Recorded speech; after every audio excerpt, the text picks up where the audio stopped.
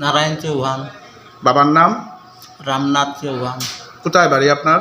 সন্তৈল 4 নম্বর word. কি হয়েছে আপনার? আমার জায়গা জমিন মানুষের লুটিয়া নেরগি। আজকে 3 বছর তনে আমি কোর্টে কেস করছি, কোনো ফল পারাম না। আজকেও আমার উপরে দুর্ঘটনার কারণে আমার পিসারি হিচিয়ানে রাত্রে জুড়ে আমাকে অত্যাচার করে আমার আজকে সাইকেলও ভাঙছে, সবজি নিছে। আমি তো একা মানুষ, বয়স্ক মানুষ, মানে মায়ের দূরও করছে। এরা কারা? এরা বিজেপির লোক। নাম বলুন। রাধা চৌহান, রামু চৌহান,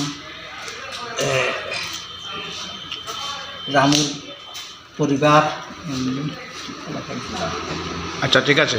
তো তারা তারাই অত্যাচার করে আমার জায়গাও লুটপাট করিয়া নেয়, দখল করে। আপনার ফিশারিটা কি তারা মাছ ধরে নিয়েছে ফিশারি থেকে? তারাই ধরছে। রাত্রে না দিনে? রাত্রে।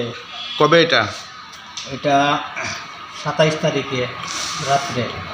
আপনি এখানে পঞ্চায়েতে জানাইছেন নি? পঞ্চায়েত জানাইয়া, প্রধানদের জানাইয়া, ওই যে পিন্টু ঘোষ তানেও জানাইছি।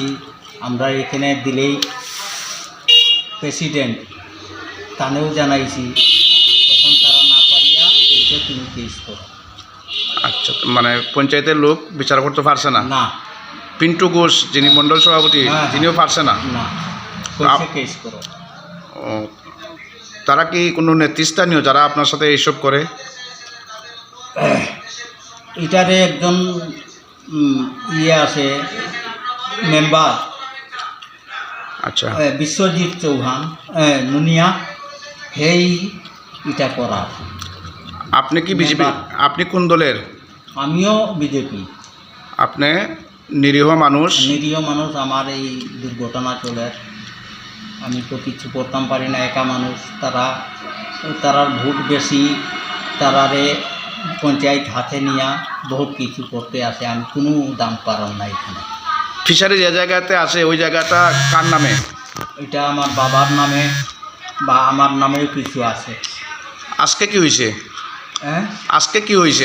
আজকে আমার ক্ষেত্রে আইতে সময় আমার সাইকেল মূলা আসলো, সাইকেল একদম গুঁড়া করে লইছে, জায়গার তো আরও উঠতো না। সাইকেলের চাকা পুরা ভাইজ করিয়া মেশিন গুঁড়া করিয়া ভাঙিয়া পালাইছে। আপনারা মারধর করছেন? আমারে ধাক্কা মারিয়া আমি জানের ভয়ে পালন করছি। এই ব্যাপারে আপনি থানাতে কেস টেস করছেন নি?